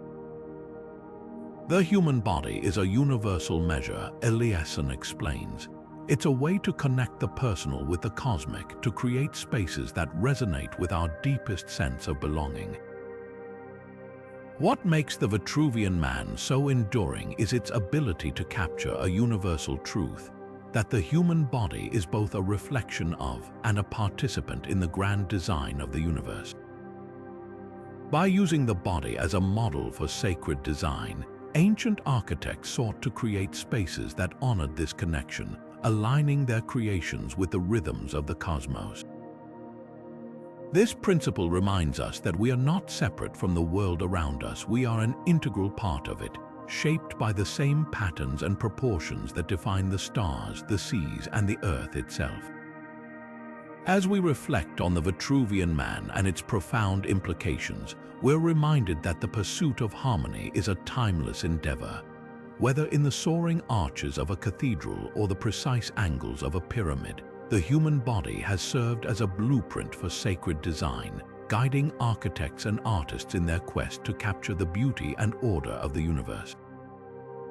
This journey through the geometry of the human form invites us to see ourselves not as isolated beings, but as part of a vast, interconnected whole, a living expression of the sacred patterns that shape our world. And as we continue our exploration, we'll see how this timeless principle influenced another awe-inspiring structure, where the human and the divine converge in breathtaking harmony. Water has always been more than just a life-giving resource. It has been a symbol of purity, renewal, and sacred energy. For ancient cultures, water wasn't just a practical necessity. It was a spiritual force, intricately woven into their understanding of the cosmos. Sacred springs and wells, carefully designed and aligned with geometric patterns, were more than just sources of water. They were portals to the divine, places where the earthly and the spiritual realms converged. These structures, often hidden in the folds of the earth or nestled within ancient landscapes, reveal a profound connection between water and sacred geometry, offering a glimpse into how our ancestors viewed the world. Take the Chalice Well in Glastonbury, England, for example. This ancient spring, believed to have been in use for over 2,000 years, is surrounded by a wellhead designed with precise geometric patterns. The well's cover, adorned with a Vesica Piscis, the almond-shaped intersection of two circles, is a clear nod to sacred geometry. This shape, often associated with creation and the divine feminine, suggests that the well was seen not just as a source of water, but as a sacred space imbued with spiritual significance. Historian John Mitchell describes the Chalice Well as a place where the Earth's energies converge, a focal point for rituals and healing practices that connect the physical with the metaphysical. Similarly, the sacred springs of Delphi in ancient Greece were central to the spiritual life of the region. Known as the Castalian Spring, this water source was believed to be a gift from the god Apollo, offering purification and inspiration to those who drank from it. The spring was housed within a structure that reflected the Greeks' understanding of sacred geometry, with its placement and design carefully aligned to enhance its spiritual properties. Pilgrims would come to Delphi to cleanse themselves in the spring's waters before consulting the oracle, believing that the water's sacred energy would open their minds to divine wisdom. The spring's geometry, combined with its natural flow, created a space where the earthly and the celestial seemed to merge. As historian Walter Burkert notes, water in the ancient world was not just a physical element, it was a medium for communication with the gods, a conduit for sacred energy. These examples highlight a recurring theme: the deliberate alignment of water sources with sacred geometry. Ancient cultures understood that water, like geometry, was a bridge between the physical and the spiritual. Springs and wells were often designed to reflect this connection, with their placement, shape, and orientation carefully calculated to enhance their spiritual power. In many traditions, water was seen as a living entity, a force that carried the energy of the earth and the heavens. By aligning these structures with geometric patterns, ancient builders sought to amplify this energy, creating spaces that resonated with the rhythms of the cosmos. The spiritual significance of water extended beyond its physical properties. In many cultures, water was believed to hold memory, to carry the imprint of prayers, rituals, and intentions. This belief is reflected in the design of sacred springs and wells, where the flow of water was often channeled in ways that mirrored the cycles of nature. The spiral, a common geometric pattern found in these structures, symbolizes the cyclical nature of water, its journey from the earth to the sky and back again.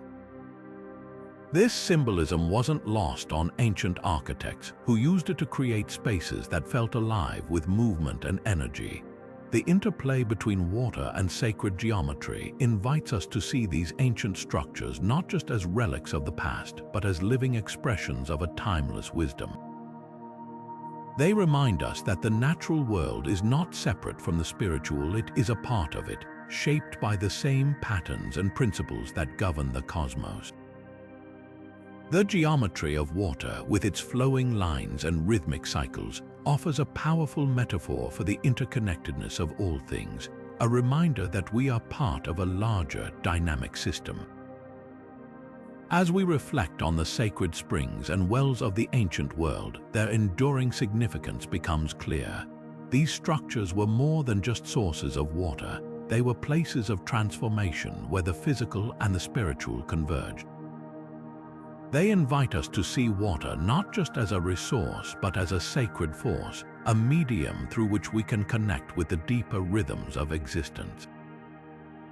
This connection between water and sacred geometry sets the stage for our next exploration, where we'll delve into another awe-inspiring site, a place where the elements of earth, water, and sky unite in a breathtaking symphony of design and meaning. Imagine standing in a vast, ancient temple as the first rays of the rising sun pierce through a narrow doorway, illuminating a sacred altar or carving deep within the structure. This isn't just a coincidence, it's a meticulously planned phenomenon, a testament to the ingenuity of ancient architects who harnessed the power of light to elevate their sacred spaces.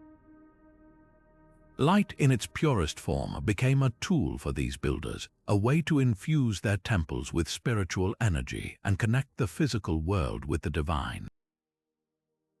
By aligning their structures with the sun's path, they created environments where light itself became a sacred symbol, transforming stone and shadow into a living canvas of celestial wonder.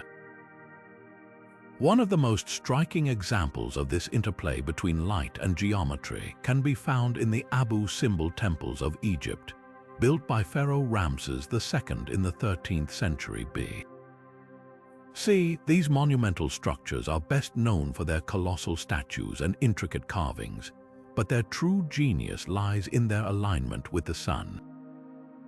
Twice a year, during the pharaoh's birthday and his coronation day, the rising sun penetrates the temple's inner sanctum, illuminating statues of Ramses and the gods Amun and Ra-Horakhti, while leaving the statue of Ptah, the god of darkness, in shadow. This precise alignment, achieved through careful calculations of the sun's angle and the temple's orientation, wasn't just a feat of engineering, it was a spiritual statement. The light's journey into the temple symbolized the pharaoh's divine connection, reinforcing his role as a mediator between the gods and humanity. As archaeologist Zahi Hawass explains, the ancient Egyptians saw light as a manifestation of the divine. By designing their temples to capture the sun's rays, they created spaces where the gods could literally shine upon the earth. Across the globe, in the rolling hills of Ireland, another ancient marvel demonstrates the power of light in sacred design. The Newgrange Passage tomb, built over 5,000 years ago, predates even the pyramids of Egypt. This circular mound, covered in white quartz stones, is aligned with the winter solstice sunrise.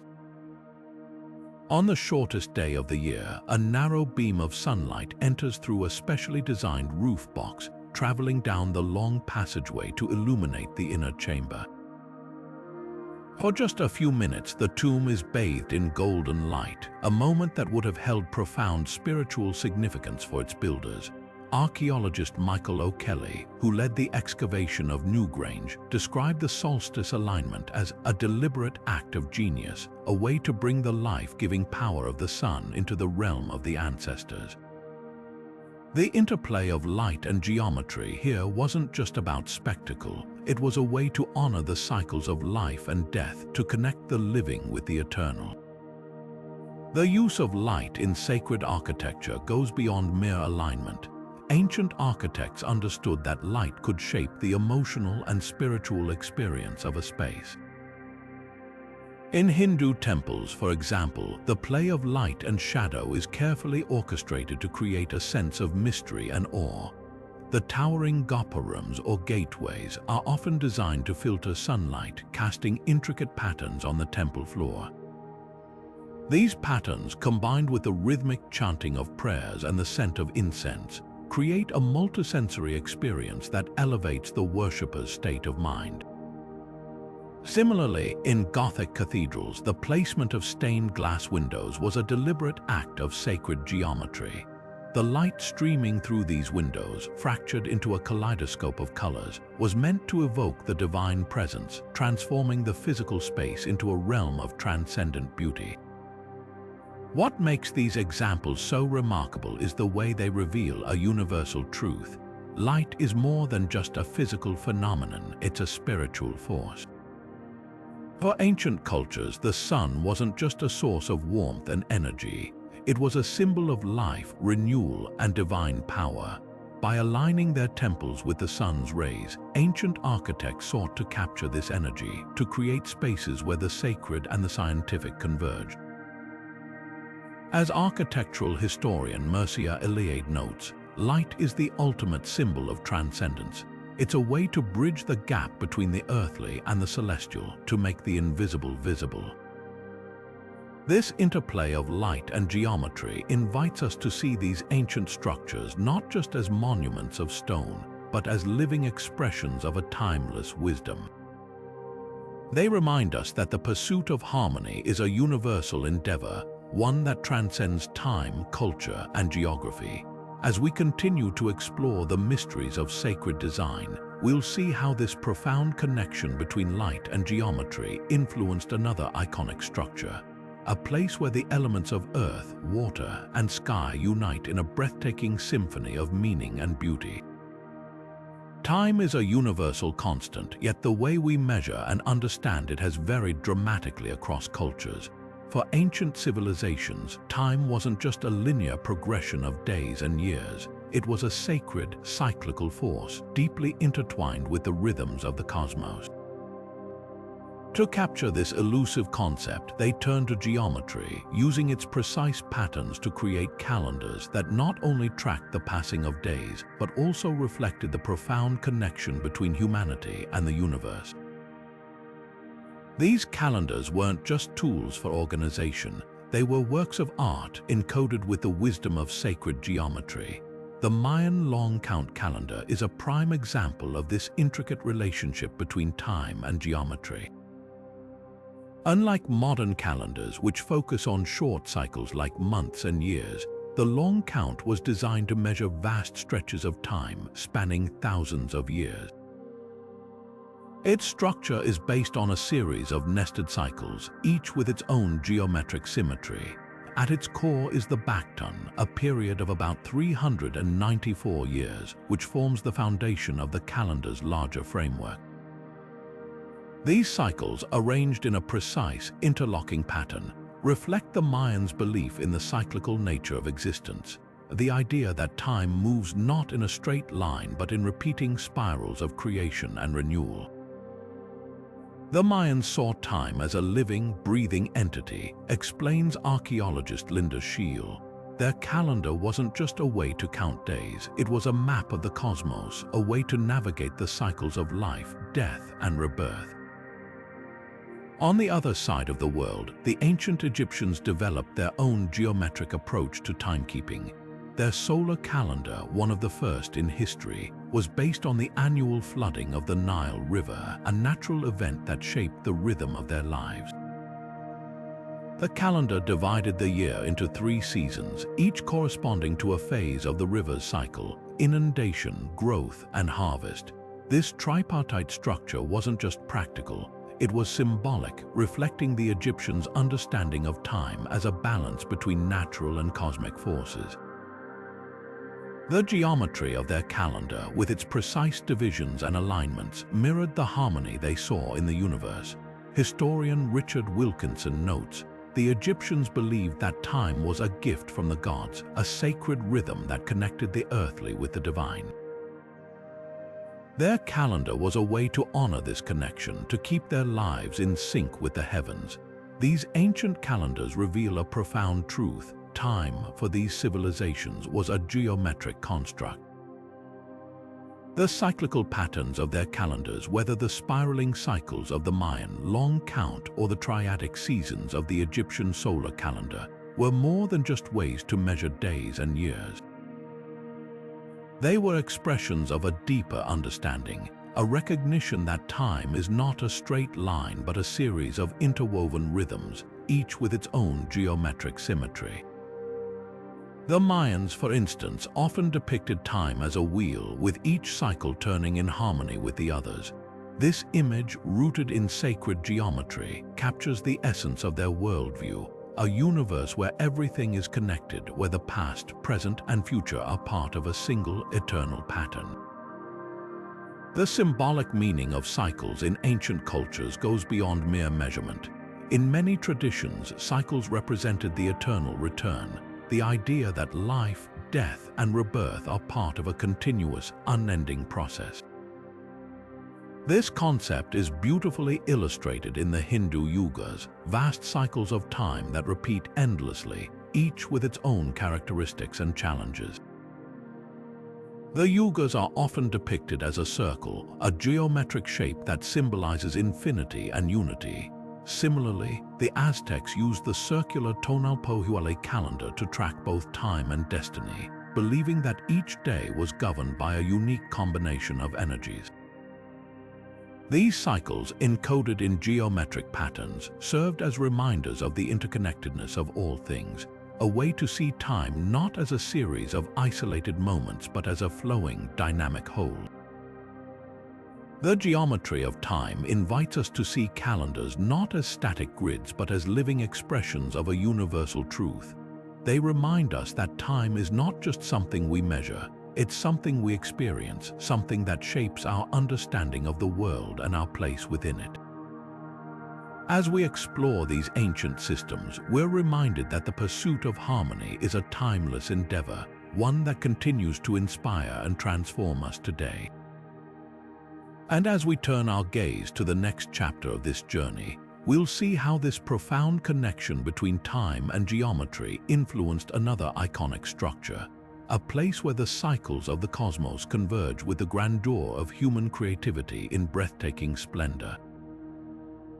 The idea that ancient sacred sites were more than just places of worship or monumental architecture is a theory that has intrigued researchers for decades. What if these structures were designed not only to awe and inspire but also to harness and channel natural energy? This concept, often referred to as the geometry of power, suggests that ancient architects possessed a profound understanding of the Earth's energies and used sacred geometry to create sites that acted as energy centers. From the Great Pyramid of Giza to Stonehenge, these monuments may have been far more than meets the eye. They could have been sophisticated devices for tapping into the Earth's invisible forces. At the heart of this theory lies the concept of ley lines, hypothetical alignments that connect ancient sites across vast distances. These lines, often traced along geometric patterns, are said to follow natural energy currents that flow through the Earth. Proponents of the ley line theory argue that ancient architects intentionally positioned their structures along these lines to amplify or channel this energy. For example, the Great Pyramid of Giza, with its precise alignment to the cardinal directions and its location at the intersection of multiple ley lines, is often cited as a potential energy hub. Some researchers, like Christopher Dunn, author of the Giza power plant, proposed that the pyramid's design allowed it to function as a resonant chamber, converting the Earth's energy into a usable form. The pyramid's geometry and materials suggest it was designed to interact with natural frequencies, Dunn explains. It's as if the ancients were building machines, not just monuments. Stonehenge, too, has been linked to these theories. Its circular arrangement of massive stones, aligned with the solstices and equinoxes, has led some to speculate that it served as a kind of energy amplifier. Researchers like John Burke have conducted experiments showing that the stones at Stonehenge exhibit electrical conductivity, particularly during sunrise and sunset. This phenomenon, combined with the site's alignment to celestial events, suggests that Stonehenge may have been designed to capture and manipulate natural energy. The stones act like antennas, Burke notes, channeling the Earth's magnetic fields in ways we're only beginning to understand. But how plausible are these theories? While some dismiss them as speculative, others point to growing evidence that ancient cultures had a deep awareness of natural energies. The concept of prana in Hindu traditions, kai in Chinese philosophy, and mana in Polynesian cultures all describe a life force or energy that permeates the universe. Could it be that ancient architects were not just spiritual leaders but also energy engineers, using sacred geometry to tap into these forces? The alignment of sacred sites along ley lines, combined with their precise geometric designs, suggests that these structures were more than passive monuments. They were active participants in a larger energetic system. The scientific basis for these theories is still a matter of debate, but some modern researchers are exploring the possibility that ancient sites interact with natural phenomena like electromagnetic fields, seismic activity, and even atmospheric conditions. For instance, studies have shown that the Great Pyramid's chambers resonate at specific frequencies that align with natural sound waves.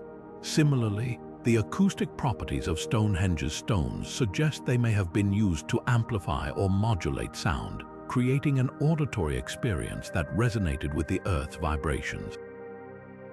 These findings hint at a sophisticated understanding of energy dynamics, one that modern science is only now beginning to unravel.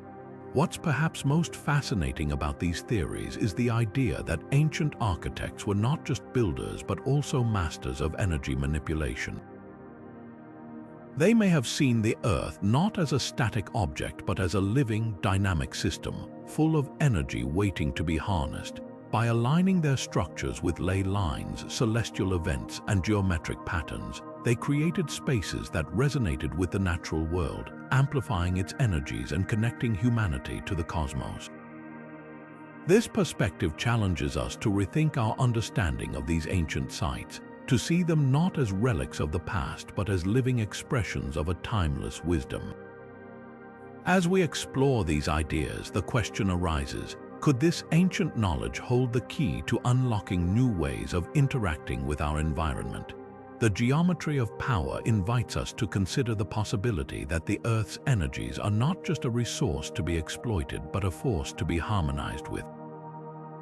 And as we turn our attention to the next chapter of this exploration, we'll see how this profound connection between sacred geometry and natural energy influenced another awe-inspiring site, a place where the elements of earth, sky, and energy converge in a breathtaking symphony of design and meaning.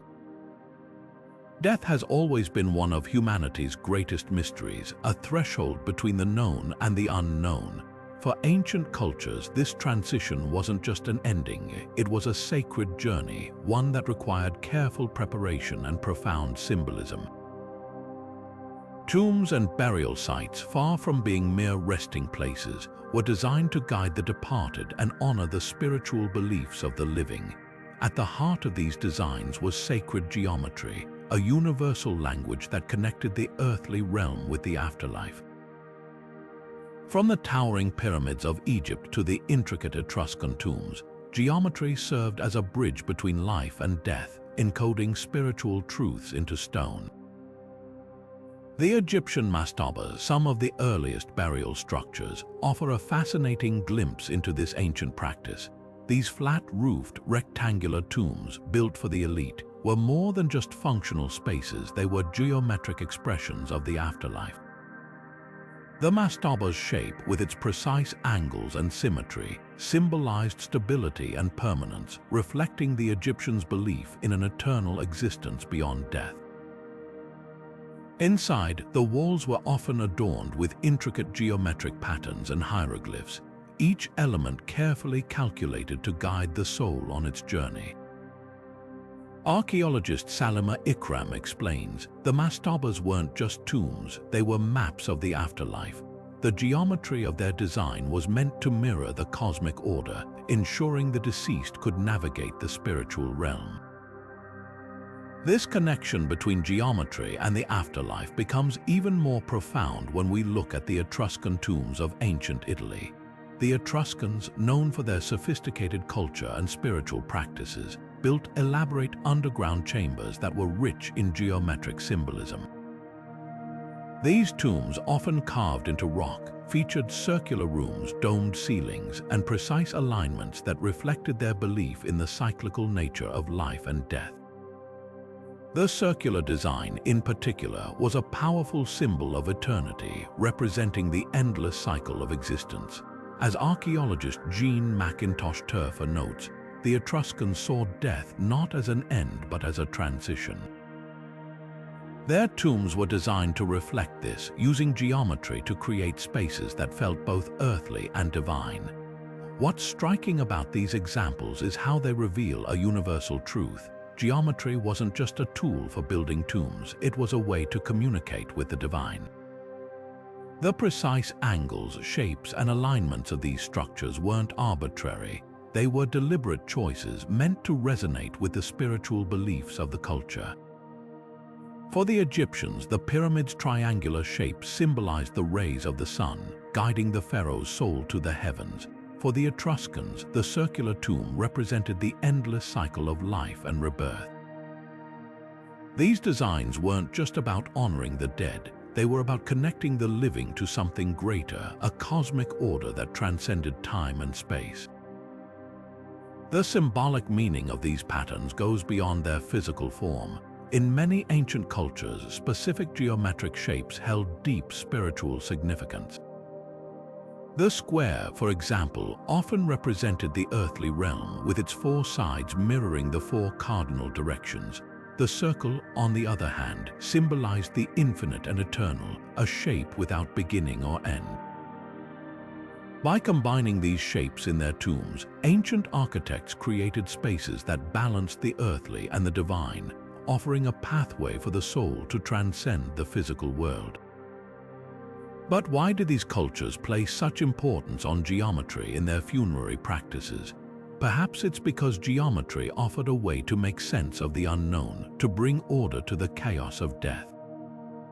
The precise patterns and alignments of these tombs weren't just aesthetic choices, they were spiritual tools, designed to harmonize with the rhythms of the cosmos. As historian Mircea Eliade once wrote, "Sacred geometry is a way of bringing the divine into the human realm. It's a language that speaks to the eternal, a way to connect with the mysteries of existence." The tombs of ancient Egypt and Etruria remind us that death for these cultures was not an end but a transformation. The geometry of their designs served as a bridge between worlds, a way to honor the journey of the soul and connect the living with the divine. These structures stand as testaments to humanity's enduring quest for meaning, a reminder that even in the face of the unknown, we seek harmony and order. As we continue our exploration of sacred geometry, we'll see how this timeless principle influenced another iconic site, a place where the boundaries between life, death, and the cosmos blur in breathtaking harmony. Across cultures and millennia, the birth of the universe has been a story told not just in words but in shapes and patterns. Sacred geometry, with its precise lines and harmonious proportions, became a universal language for expressing the mysteries of creation. From the intricate mandalas of Hinduism to the cosmic symmetry of the Egyptian Ogdoad, ancient myths used geometric symbols to convey the profound idea that the universe itself was born from order and balance. These patterns weren't just decorative, they were maps of the cosmos, encoding the principles of creation in a way that transcended language and culture. In Hinduism, the concept of creation is often depicted through the Sri Yantra, a complex geometric diagram composed of interlocking triangles. At its center lies the Bindu, a single point representing the source of all existence, the moment before creation bursts forth. From this point, the triangles radiate outward, symbolizing the expansion of the universe and the interplay of masculine and feminine energies. The Sri Yantra is more than a religious symbol. It's a meditation tool, a way to visualize the process of creation and connect with the divine. Mythologist Joseph Campbell described it as a visual representation of the cosmos, a reminder that the universe is both infinite and interconnected. The precision of its geometry reflects the belief that creation itself is a geometric act, a dance of energy and form. Similarly, in ancient Egypt, the Ogdoad, a group of 8 primordial deities, symbolized the chaotic waters from which the world emerged. These deities were often depicted in pairs, representing complementary forces like light and darkness, order and chaos. Together, they formed a cosmic balance, a geometric harmony that underpinned the universe. The Ogdoad's symbolism extends to the geometry of creation, with the number 8 often associated with cycles and renewal. The Egyptians saw the world not as a random accident, but as a deliberate act of divine geometry, where every element had its place in the grand design. The use of geometric patterns in creation myths isn't limited to these examples. In Norse mythology, the world tree Yggdrasil connects the 9 realms of existence, its branches and roots forming an intricate web of interconnectedness. In Native American traditions, the medicine wheel, a circular symbol divided into 4 quadrants, represents the cycles of life, death, and rebirth. These symbols, though diverse in their cultural origins, share a common thread: the belief that creation is a geometric process, a weaving of patterns that mirror the structure of the universe. What makes these myths so compelling is their ability to convey complex ideas through simple shapes. The circle, for instance, appears repeatedly as a symbol of wholeness and infinity, while the triangle often represents the interplay of forces: creation, preservation, and destruction. These shapes aren't arbitrary, they're reflections of the natural world, from the spirals of galaxies to the symmetry of snowflakes. By using geometry to depict creation, ancient cultures tapped into a universal language, one that resonates across time and space. Mythologist Karen Armstrong suggests that these symbols hold a deeper truth. Creation myths aren't just stories, they're maps of the human mind, ways of understanding our place in the cosmos. The geometry of these myths reflects our innate desire to find order in chaos, to see patterns where there might otherwise be none. This idea invites us to see sacred geometry not just as an ancient practice, but as a living tradition, one that continues to inspire and guide us today. As we explore these creation myths, a fascinating possibility emerges: that geometry itself is a language of creation, a way to express the inexpressible. Whether through the interlocking triangles of the Sri Yantra or the cyclical symbolism of the Ogdode, these patterns remind us that the universe is not a random collection of elements, but a finely tuned system of interconnected cycles and principles. They challenge us to see the world not as separate pieces, but as a unified whole, shaped by the same geometric laws that govern the stars and the seas. This journey through the geometry of creation leads us to a deeper understanding of how ancient cultures saw the universe, not as a chaotic void, but as a harmonious design. It's a reminder that the pursuit of knowledge is a timeless endeavor, one that continues to inspire and transform us today.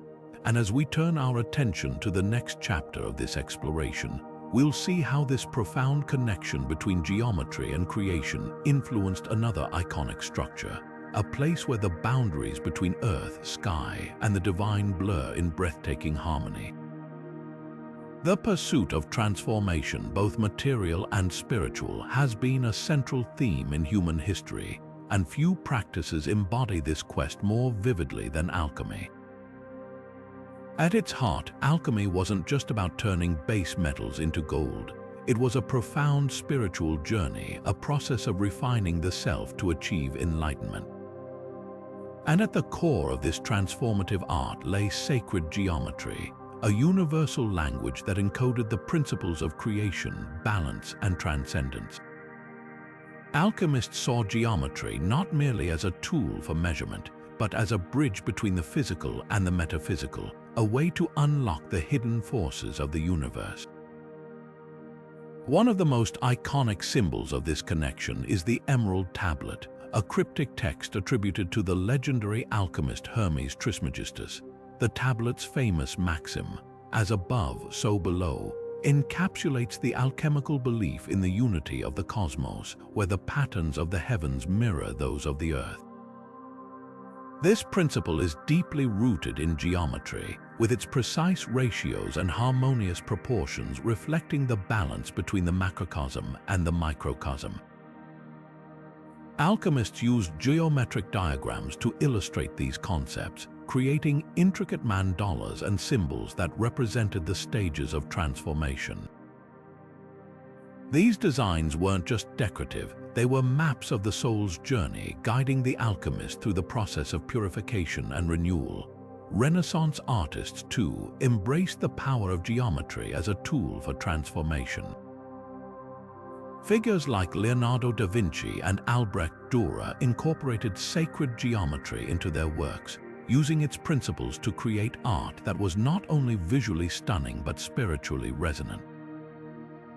Dürer's Melancholia Eye, for instance, is filled with geometric symbols: a magic square, a polyhedron, and a compass, each representing different facets of the human condition. The engraving is more than a masterpiece of art. It's a meditation on the transformative power of knowledge and creativity. Art historian Erwin Panofsky described it as a visual representation of the alchemical process, where the artist's struggle with form and meaning mirrors the alchemist's quest for enlightenment.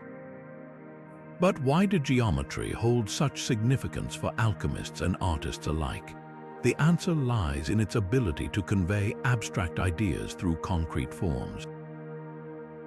Geometric patterns, with their perfect symmetry and infinite potential, became metaphors for the journey of the soul. The circle, for example, symbolized unity and eternity, while the triangle represented the interplay of opposing forces: body, mind, and spirit. These shapes weren't just symbols, they were tools for meditation, helping practitioners visualize and internalize the principles of transformation. As alchemist Carl Jung later observed, the geometric patterns of alchemy are not mere diagrams, they are living symbols, pathways to the unconscious and the divine. The connection between geometry and transformation extended beyond individual practice.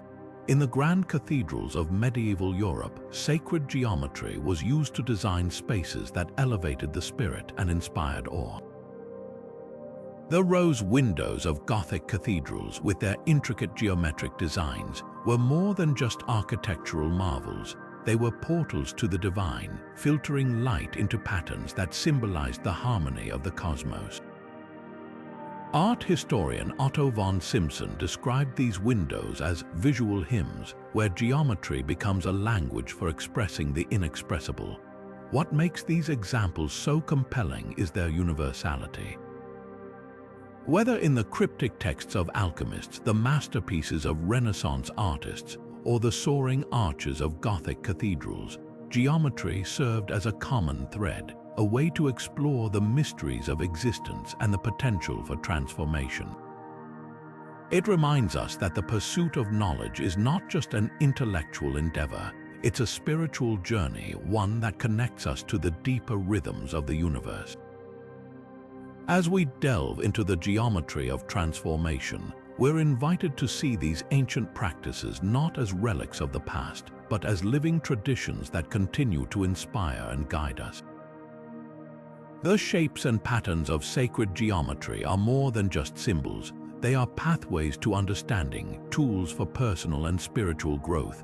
They challenge us to see the world not as a collection of separate elements, but as a unified whole, shaped by the same principles that govern the stars, the seas, and the soul. This journey through the geometry of transformation sets the stage for our next exploration, where we'll uncover how these timeless principles found expression in another awe-inspiring site, a place where art, science, and spirituality converge in breathtaking harmony. As we reach the end of this journey through the mysteries of ancient architecture and sacred geometry, one thing becomes undeniably clear: the builders of lost empires were not merely constructing monuments, they were encoding the very essence of the universe into stone. From the towering pyramids of Giza to the celestial alignments of Stonehenge, from the intricate mandalas of Hindu temples to the geometric precision of the Mayan calendar, these ancient wonders share a common thread. They reveal a profound understanding of harmony, balance, and the interconnectedness of all things. Sacred geometry wasn't just a design tool, it was a universal language, a way for these cultures to connect with the cosmos and express timeless truths about existence. The brilliance of these architects lies not only in their technical mastery, but in their ability to infuse their creations with meaning. They saw the world as a living, breathing system, governed by patterns and cycles that could be understood and reflected through geometry. Whether through the golden ratio, the Fibonacci sequence, or the symmetry of the Platonic solids, they tapped into principles that resonate across nature and the heavens. These structures were more than feats of engineering. They were expressions of a shared human quest to understand the mysteries of life, death, and the universe itself. Yet, for all we've uncovered, the ancient world still holds countless secrets. How did these civilizations, separated by vast distances and centuries, arrive at such similar insights? Was there a universal blueprint, a hidden knowledge passed down through the ages? Or did they, through observation and intuition, independently discover the same profound truths? These questions remind us that the pursuit of knowledge is never truly complete. The more we learn, the more we realize how much remains to be discovered. In the geometry of the ancients, we find more than just patterns. We find echoes of a universal truth, a reminder that the universe is not a chaotic jumble but a harmonious system of interconnected cycles and principles. These ancient builders challenge us to look beyond the surface, to see the world not as separate pieces but as a unified whole. Their legacy invites us to explore, to question, and to marvel at the mysteries that still surround us. As we close this exploration, I leave you with a thought from the philosopher Pythagoras: all things are numbers. In the precise angles of a pyramid, the spiraling patterns of a nautilus shell, and the celestial alignments of ancient temples, we see the beauty of this truth. The ancients understood that geometry is more than a science. It's a bridge between the earthly and the divine, a way to connect with the deeper rhythms of existence. What do you think about these ancient mysteries? Do you believe there's a hidden blueprint guiding human history? Or do you see these similarities as a reflection of our shared connection to the natural world? Share your thoughts in the comments below. I'd love to hear your perspective. And if you enjoyed this journey through the wonders of sacred geometry, don't forget to subscribe and join us as we continue to explore the mysteries of the past. Together, let's uncover the echoes of a universal truth that still speaks to us today.